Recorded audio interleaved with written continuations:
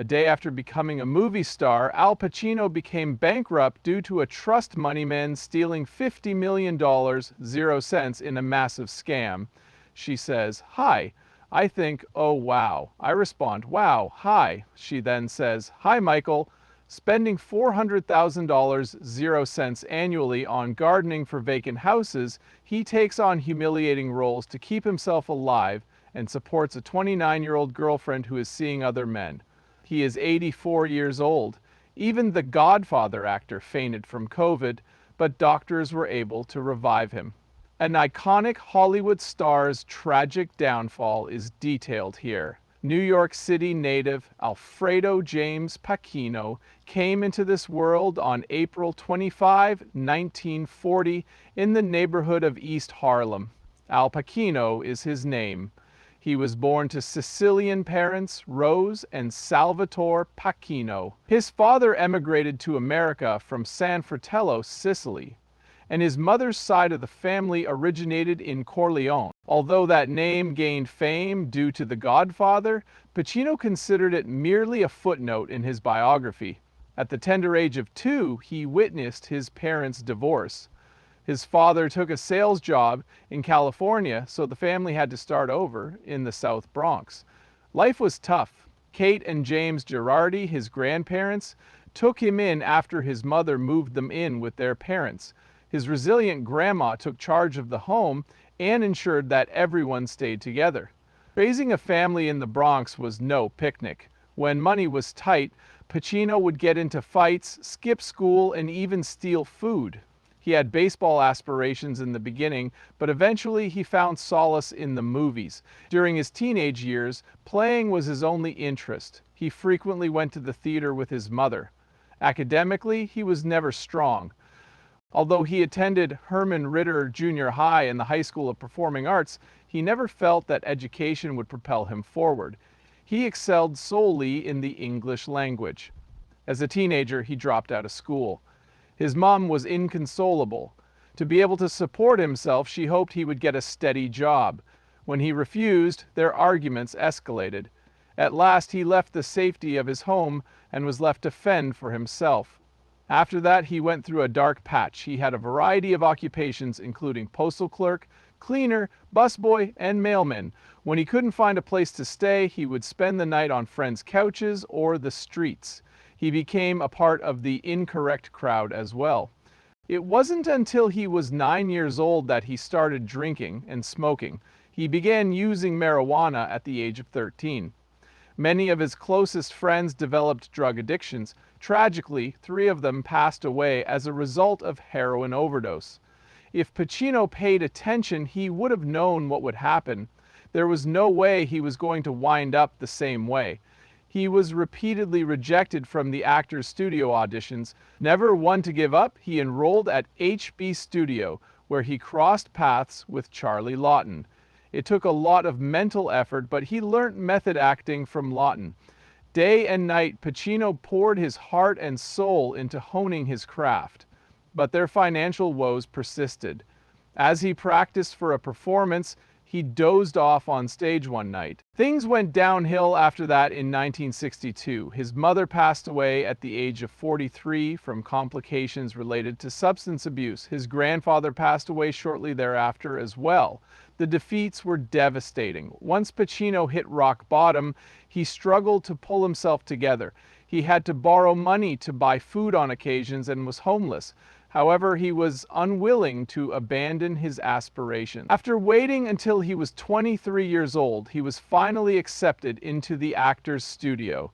One of the most influential acting teachers of all time was Lee Strasberg, who was his teacher. Believing in himself and giving each part genuine emotion were lessons he learnt from Strasberg. Pacino finally found his niche after much trial and error.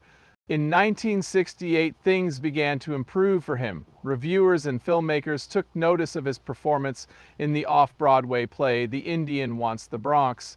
In addition to opening doors that had previously seemed insurmountable, the show also garnered him an Obie Award. He had worked tirelessly for years, and now he was beginning to see results. According to Pacino, he once stated, I knew I was this vagabond kid, but when the chance came, all I had to do was be there." These words highlight his past experiences.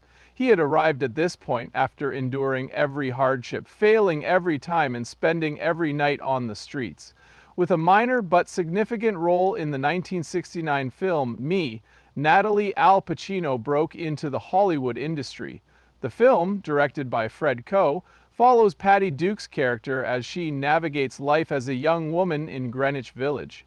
It was Pacino's first film role, though he had a small part. However, nobody had any idea who he was back then. During his time at the Herbert Berghof studio, he studied acting with Charlie Lawton while residing in Greenwich Village. He had such a passion for the stage that he had previously won a Tony for his performance in Does a Tiger Wear a Necktie?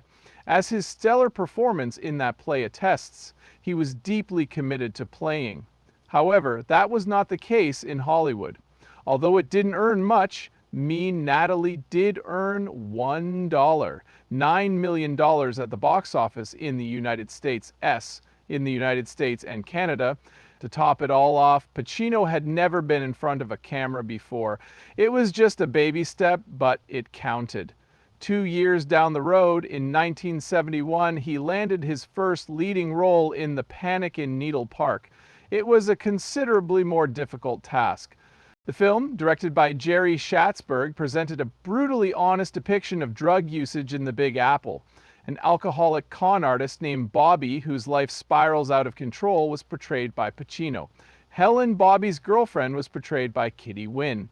John Gregory Dunn and Joan Didion adapted the story from a novel by James Mills. It was completely truthful. Drug abuse was depicted in a brutally honest light. The unfiltered vitality that Page inflicted on Bobby was what made him endearing and profoundly disturbed. One of the most realistic portrayals of addiction that critics had ever seen was in his performance. Although it bombed at the box office, the film quickly gained a devoted following among moviegoers. Despite Kitty Wynn's Best Actress win at Cannes, the performance by Al Pacino was the most memorable. The film director, Francis Ford Coppola, whose life was profoundly altered as a result, begged for further information upon seeing it.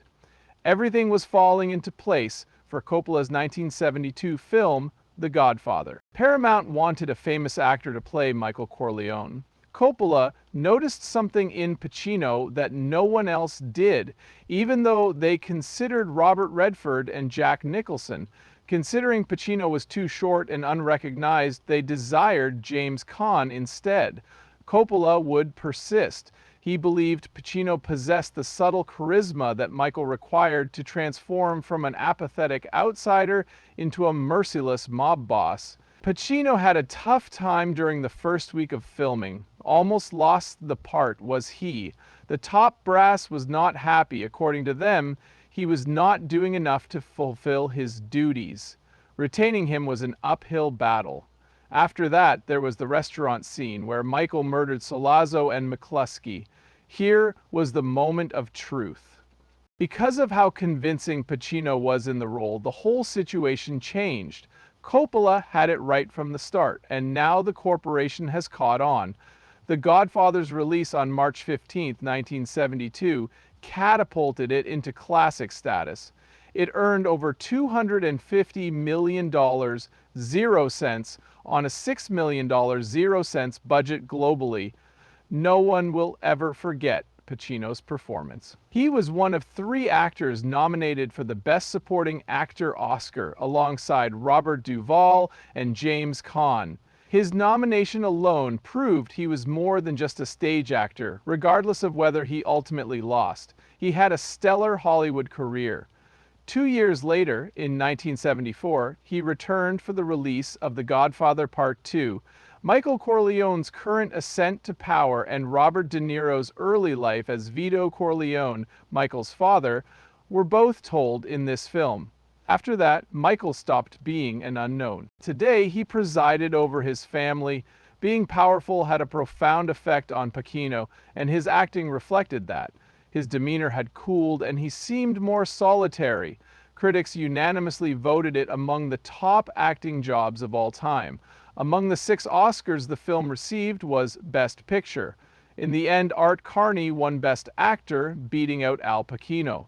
Regardless, the fact that he was named Best Actor at the British Academy Film Awards demonstrated that his talent was recognized globally. In 1973, between installments of The Godfather, Pacino starred in Serpico. Frank Serpico, a real-life NYPD officer who exposed corruption within the force, was the inspiration for the film. It was Sidney Lumet who helmed it. A new side of Pacino's acting was on display in this role. He had no intention of impersonating a criminal or a thief. In the role, he played a man fighting an unfair system. I was captivated by his performance. His on-screen displays of rage and frustration were believable because of the effort he had put into the role. Once again, he received an Oscar nomination for Best Actor. After that, Sidney Lumet also helmed Dog Day Afternoon, 1975.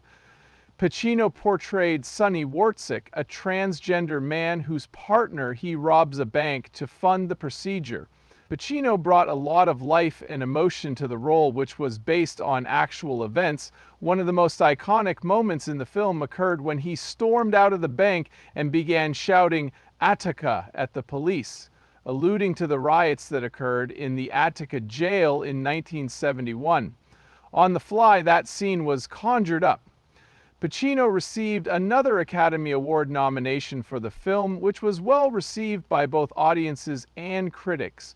Al Pacino was the A-list Hollywood actor of the early 70s. His roles in Serpico, Dog Day Afternoon, The Godfather, and others catapulted him to stardom. However, problems started cropping up in the late 1970s. His first major blunder came in 1977 with Bobby Deerfield, a love film directed by Pollock that was supposed to showcase a different side of Al Pacino. On the contrary, it became one of his most disastrous errors. Those who witnessed it found it tedious and uninteresting. Displays were booed by a small number of people. There were also negative remarks made about it. With home video not even available yet, one reviewer was particularly harsh in calling it trash that ought to have gone straight to video.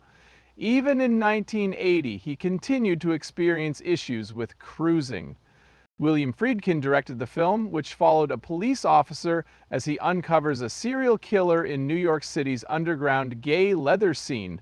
A lot of people were critical of it right from the start. Protesters blew air horns, tripped over mirrors to derail shots, and made so much noise that several lines of dialogue had to be re-recorded during filming. The release of the film in theaters only served to exacerbate the situation.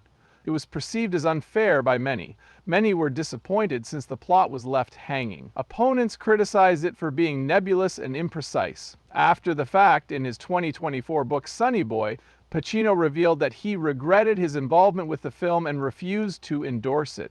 Work was giving him the willies. However, he made a triumphant return in 1983 that very few actors can match. It was unlike anything Scarface had ever done before. He acted aggressively and uncontrollably. Playing Tony Montana was an enormous gamble. The script was so unsatisfactory that Sidney Lumet resigned from his position as director. Oliver Stone's struggles with cocaine abuse heightened the intensity of the film as he wrote the script. Critical reception was negative upon its release. It was excessively forceful and dramatic, according to many. However, the audience's reaction was different.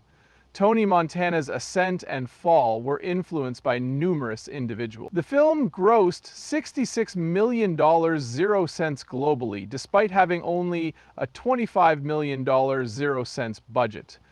It became a cultural phenomenon with the passage of time. The line, "Say hello to my little friend," was a huge hit, and the film's influence extended far beyond the entertainment industry, particularly among hip-hop artists. Once again, Pacino proved why he was a top actor. At a time when his job seemed to be improving, things went wrong again. The 1985 film revolution chronicled the events leading up to and including the American Revolution. It cost $28 million 0 cents to produce, but only made $358,574 0 cents in revenue. It was unpopular. Many individuals mocked Pacino for his accent. He took a 4-year hiatus from Hollywood after the film's critical flop. Returning in 1989 with the solid hit Sea of Love, he brought his talent back to the masses. However, 1992 was the year of his actual return. Scent of a Woman was the catalyst that set everything in motion. The story followed Frank Slade, a former Army officer who develops a bond with a young student despite his blindness and anger. It was directed by Martin Brest. This section was difficult. Slade had a temper and was unpredictable, but he had a kind side as well. After the show, the judge delivered a speech that shocked the audience with its impact.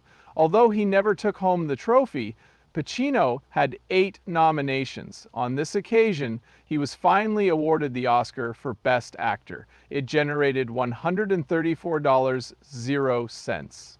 Produced with a budget of $31 million, it was a multiple Golden Globe winner and reached 1 million viewers worldwide. When it came to art, he was a household name for a long time.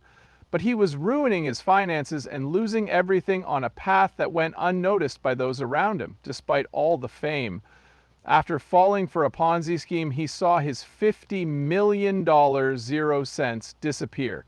In addition to wasting millions of dollars on useless items, he had to resort to actions he had never considered before in order to maintain his life.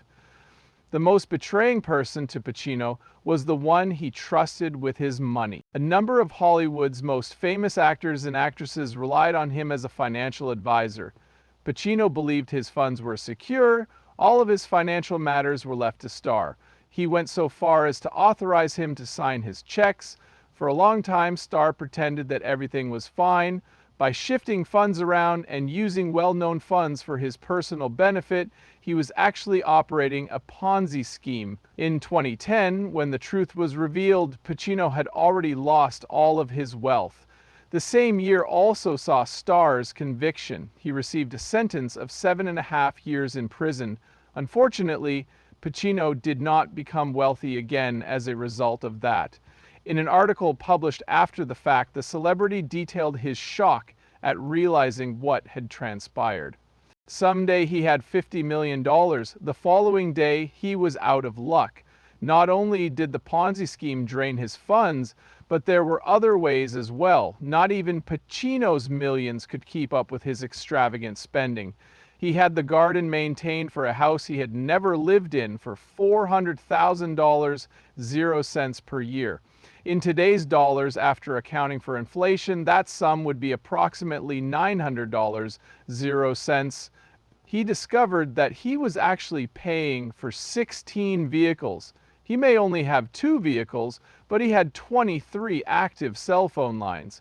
Why these charges kept popping up was something he couldn't fathom. His finances had never been a priority for him.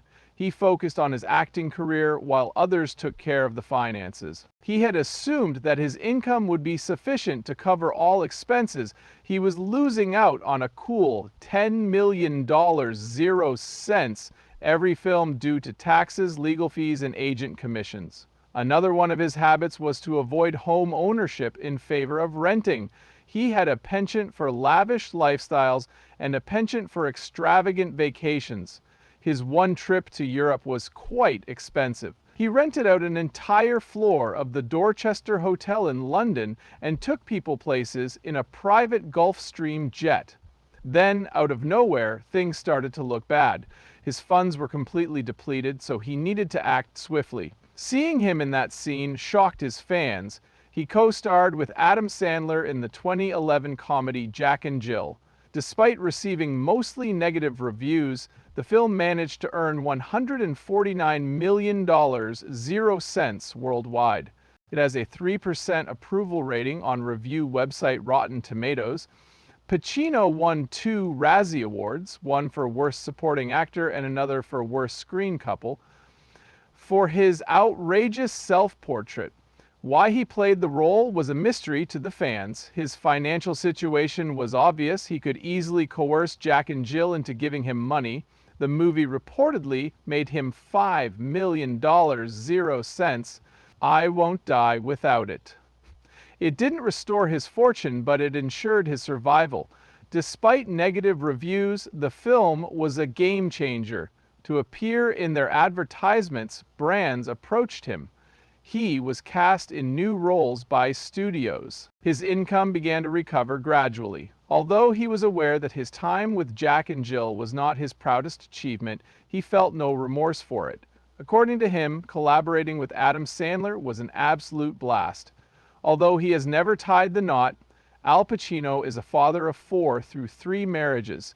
His firstborn, Julie Marie, came into this world on October 16, 1989. An acting coach and her mother, Jan Tarrant, dated Pacino briefly before the two broke up. Anton and Olivia Rose were Pacino's twins, born in 2001. It had been over a decade since the first child was born. Their mother, Beverly D'Angelo, was Pacino's wife for 6 years, beginning in 1997 and ending in 2003. After that, in 2023, an unusual event occurred. At the age of 83, Pacino became a father for the 4th time. Noor Alfallah, a film director and Romeo's girlfriend, gave birth to their son on June 15, 2023. Alfallah was born 54 years ago today. Their April 2022 romance became an instant sensation. Including his godfather, Pacino had ties to several famous women throughout the years. Diana Keaton will be appearing alongside her in the film. After The Godfather Part 3, they ceased their on and off relationship.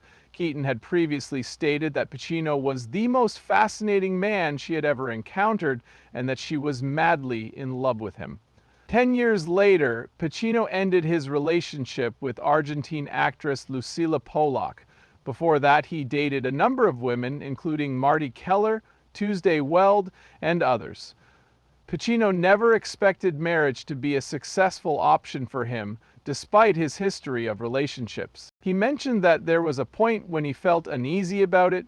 Parenthood, however, was a new ballgame. Despite the challenges he faced juggling his roles as a father and an employee, he was always pleased to be a father. In his autobiography, Sonny Boy, he admitted that he hadn't always provided the necessary care for his children. Some of Al Pacino's experiences feel like they could have happened in one of his films. I was terrified by a few of them. Some of them changed him for the better. They all reveal a side of his life that goes unnoticed by the general public. Something occurred shortly after he became famous in the 1970s, thanks to The Godfather, that could have had a drastically different outcome. After spending the night drinking with Richard Hackman, Gene Hackman's brother, Pacino was unable to operate a motor vehicle and returned home. His ride was provided by a fan woman. While in his state, he didn't feel hesitation. He broke in. To the untrained eye, everything appeared normal. They weren't heading in the right direction, he realized then. Where were they headed? That was his question. She said, "I'm kidnapping you," which froze him. The alcohol was clouding his judgment, but he trusted his gut. His departure was announced to her. She was unfazed. You had to leap if you wanted to escape. He was prepared. The terror in his eyes might have been visible to her. Perhaps she had an inkling he wouldn't give up easily. Whatever the case may have been, she simply stopped trying. Instead of taking him somewhere unfamiliar, she took him home in her car. Years later, in his autobiography, Sonny Boy, Pacino wrote that his upbringing in the South Bronx had prepared him for tough times like these.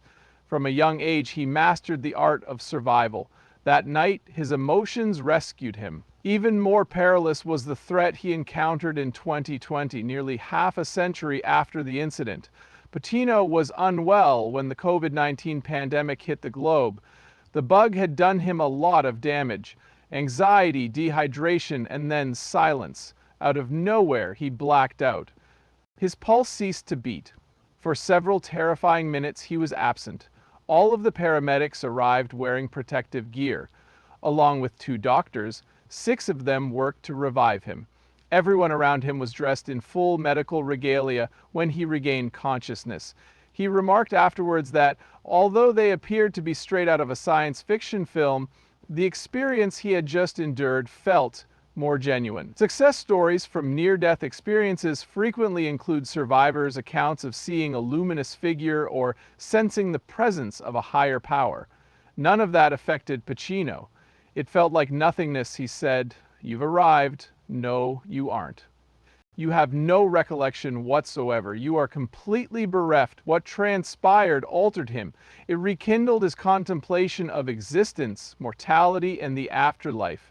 After he recovered, he vowed to prioritize self-care and spend more time with his son Roman. But he is aware that no matter how much time passes, that moment will remain with him." Prior to both of these near-death experiences, Pacino had been battling an unending battle for quite some time. Over the course of his life, he struggled with insomnia. For decades, he had trouble sleeping, he couldn't stop thinking quickly, there were nights when he couldn't get out of his head and would lie there for hours. On certain nights, exhaustion triumphed, and he had a hard time falling asleep because he was always exhausted. Not getting enough sleep was causing him daily struggles by the time he became a big star. Daytime weariness was a result of his habit of staying up until dawn. As time progressed, each effect multiplied. Variations in disposition, deterioration of memory. There were times when exhaustion obscured details. Even in his darkest hours, he claimed to have had dreams. He portrayed a sleep-deprived detective in Christopher Nolan's 2002 psychological thriller Insomnia. He was more than just acting. He had been there, done that, for hours upon hours, feeling his mind drift off to sleep. Things became worse due to financial difficulties. He lost a significant amount of money due to an untrustworthy accountant. His restless nights were intensified by the stress associated with money. Despite his best efforts, the battle never truly subsided. Trouble sleeping was nothing new to him. However, he still counted it among the most difficult things he had ever faced. Fights were going on behind closed doors. For many years, Al Pacino has been among Hollywood's most famous faces.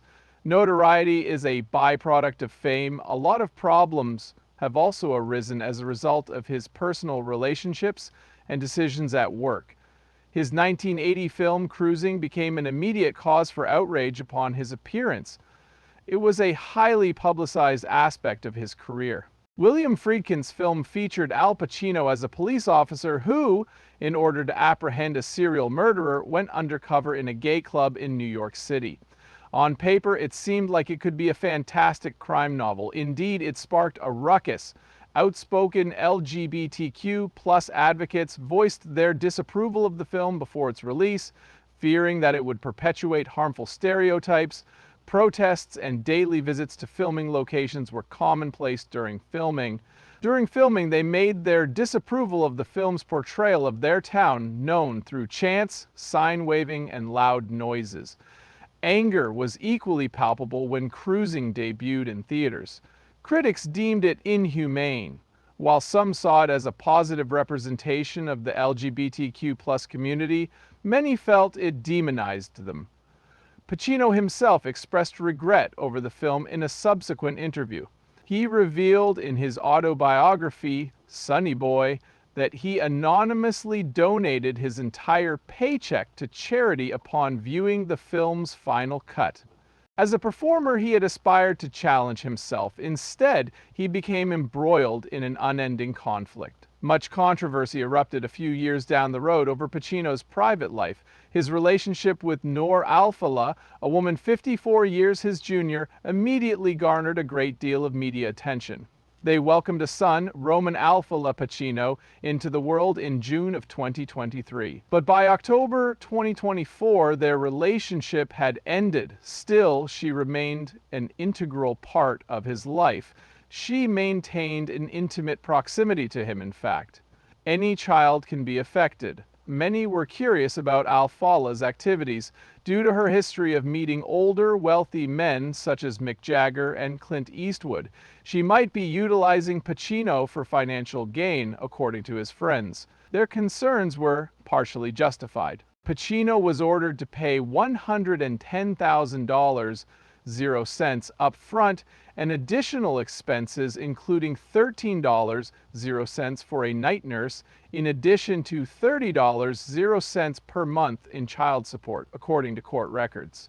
It wasn't enough. He also had to save $15.00 annually for their son's college fund. Pacino obviously continued to foot the bill for Alfala's lavish lifestyle even after they split up. She was also seen with other famous men, such as comedian Bill Maher. Rumor has it that Pacino felt cheated because of this. Regardless, he continued to give her money. His friend said he loved her very much and that he was considering leaving her a large portion of his fortune. This appeared to be an example of how love makes people stupid at first look. For some, it was a cautionary tale about the perils of power imbalance in relationships. Although the truth remained a mystery, Pacino's unwavering commitment to Alfala, in spite of the warnings and rumors, generated considerable conversation, whether it was because he was a victim of extortion or because he wanted to stand by the mother of his child. Al Pacino's name was still in the news.